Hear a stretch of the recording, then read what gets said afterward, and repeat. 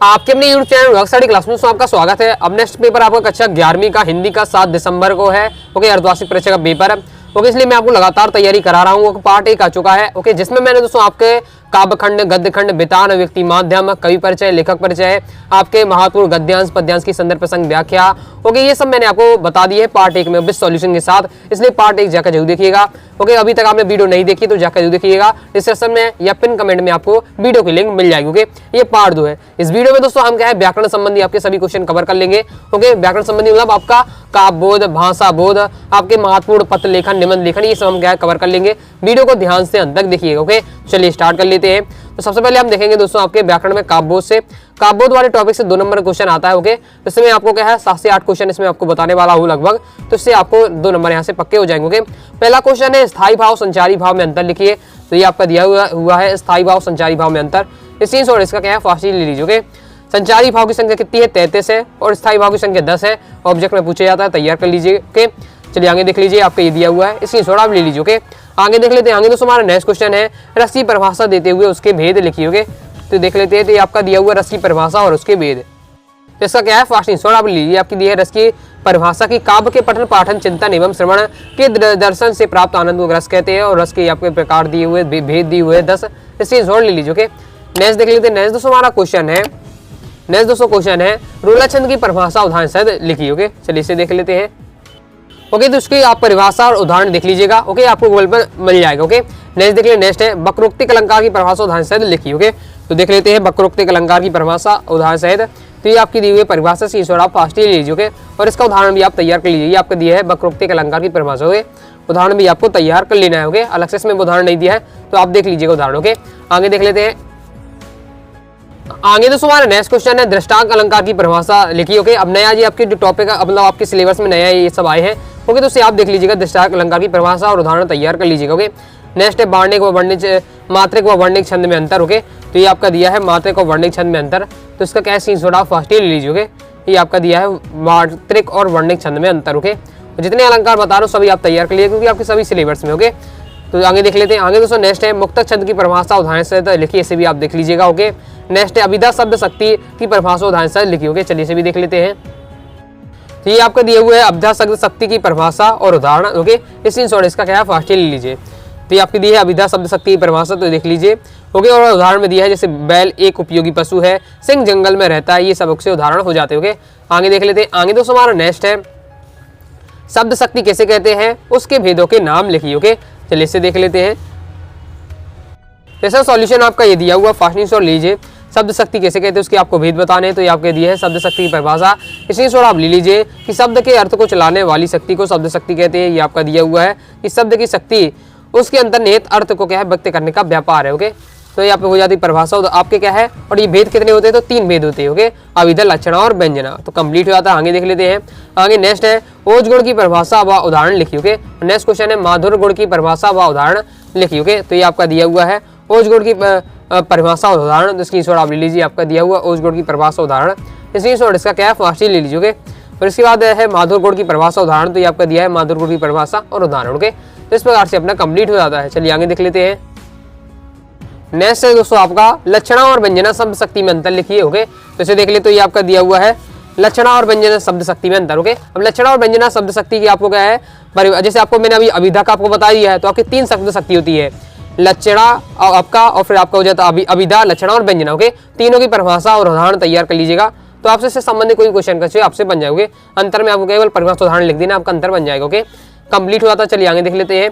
आगे नेक्स्ट है विशेष उक्ति अलंकार की परिभाषा उदाहरण सहित लिखिए। ओके, तो इसे भी आप देख लीजिएगा। ये सब आपके नए अलंकार आपके टॉपिक में जुड़े हुए हैं, 3 से 4 दस्तांग अलंकार, विशेष उक्ति अलंकार, तो इसे आप देख लीजिएगा। ओके, तो चलिए आगे देख लेते हैं। अब दोस्तों हम देखेंगे भाषा बोध से आपके महत्वपूर्ण प्रश्न विद सॉल्यूशन के साथ। ओके, तो भाषा बोध से आपका 2 नंबर का क्वेश्चन आता है और 3 नंबर का आता है। ओके, पहले हम देखेंगे 2 अंकी महत्वपूर्ण प्रश्न। जैसे पहला है लोकोक्ति क्या है उदाहरण लिखिए, दूसरा है मुहावरे क्या है एक उदाहरण लिखिए। ओके, तीसरा है मुहावरे और लोकोक्ति में अंतर लिखिए। ओके, तो आप क्या है मुहावरे और लोकोक्ति में अंतर बहुत बार आता है। ओके, कई बार आ चुका है और ये आता रहता है। ओके, तो इसे आपको अच्छे से तैयार कर लेना है। मुहावरे और लोकोक्ति में अंतर ये आप तैयार करेंगे तो आपको क्या है ये वाले टॉपिक आपको अच्छे से तैयार हो जाएंगे। ओके, मतलब इसकी परिभाषा भी आपको याद हो जाएगी, उदाहरण भी हो जाएगा और इसकी विशेषता ये सब आपको तैयार हो जाएगा। ओके, तो चलिए मैं आपको दिखा देता हूँ मुहावरे और लोकोक्ति में अंतर। तो ये आपका दिया हुआ है। ओके, तो आप यहाँ से देख सकते हैं। अगर अलग से देखना चाहते तो ये आपकी ये मुहावरे की किसे कहते हैं इसके बारे में, लोकोक्ति किसे कहते हैं इसके बारे में आपका दिया हुआ है, स्क्रीनशॉट लीजिए। और इसके बाद बहुत ज़्यादा महत्वपूर्ण है आपका मुहावरे और लोकोक्ति में अंतर, तो इसका भी क्या है फास्ट स्क्रीनशॉट ले लीजिए। आपका दिया हुआ है मुहावरे और लोकोक्ति में अंतर। ओके, तो इसका क्या है फास्ट स्क्रीनशॉट ले लीजिए। अगर आपको समझने में दिक्कत हो रही है तो वीडियो को क्या है फुल क्वालिटी में देखिएगा, तो आपको समझने में कोई भी दिक्कत नहीं होगी। ओके, तो इस प्रकार से आपने कहा है कंप्लीट हो जाता है स्क्रीनशॉट, इसका क्या है फास्ट ले लीजिए। ओके, चलिए आगे देख लेते हैं। आगे दोस्तों हमारा नेक्स्ट क्वेश्चन है, निपात शब्द की परिभाषा उदाहरण सहित लिखी। बहुत ज़्यादा महत्वपूर्ण है, चलिए इसे देख लेते हैं। तो इसकी परिभाषा आपकी ये दी हुई है, निपात शब्द किसे कहते हैं उदाहरण सहित आपको बताना है। तो ये आपका दिया हुआ, किसी भी बात पर अतिरिक्त भार देने के लिए जिन शब्दों का प्रयोग किया जाता है उसे निपात कहते हैं। ओके, ये आपका तक, मत, क्या, हाँ, भी, ये सब आपके क्या है निपात शब्द। उदाहरण के लिए तुम्हें आज रात रुकना ही पड़ेगा, तो इसमें जो ही है वो क्या है आपका निपात शब्द। ओके, कंप्लीट हो जाता है। चलिए आगे देख लेते हैं।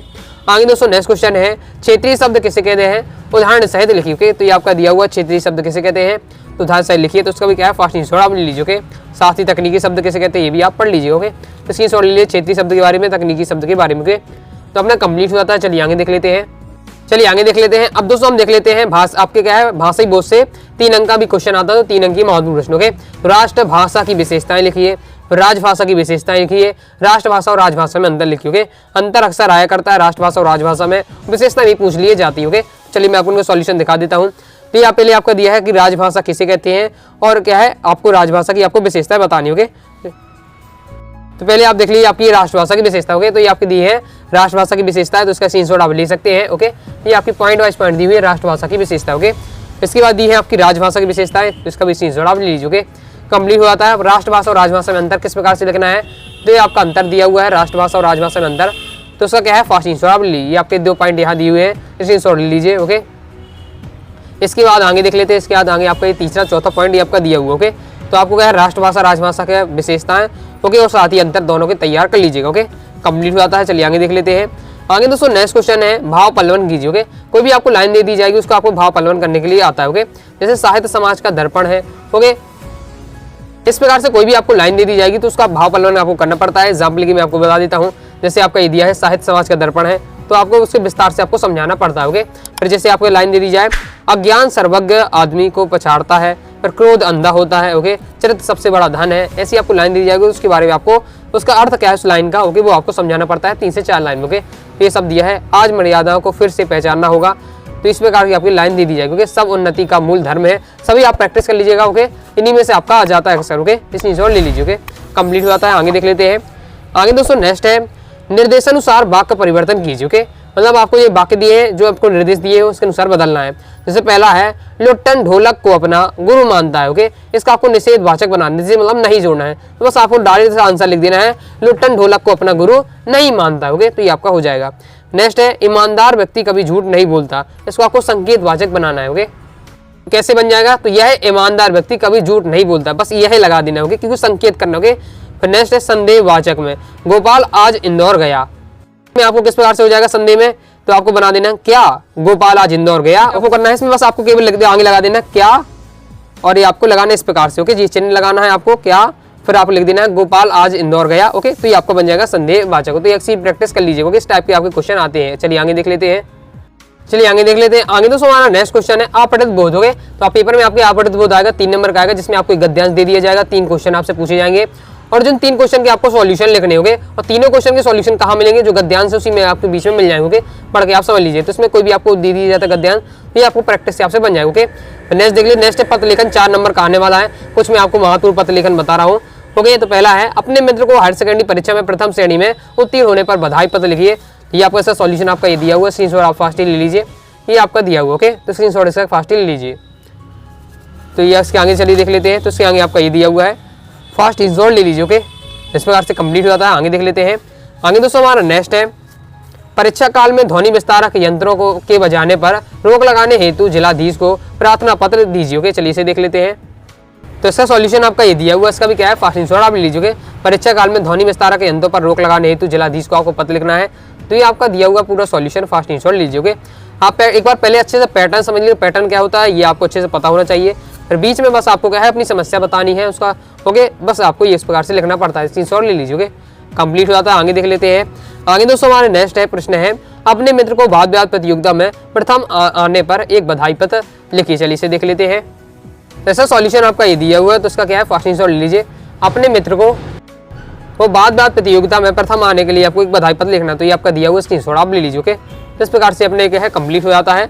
चलिए आगे देख लेते हैं। आगे दोस्तों हमारा नेक्स्ट क्वेश्चन है, आपके क्षेत्र के पोस्ट मास्टर साहब को नियमित डाक वितरण ना होने पर एक क्या शिकायती पत्र आपको लिखना है। ओके, तो ये आपका दिया हुआ इसका सॉल्यूशन, तो इसका भी क्या है, फास्ट आंसर आप ले लीजिए।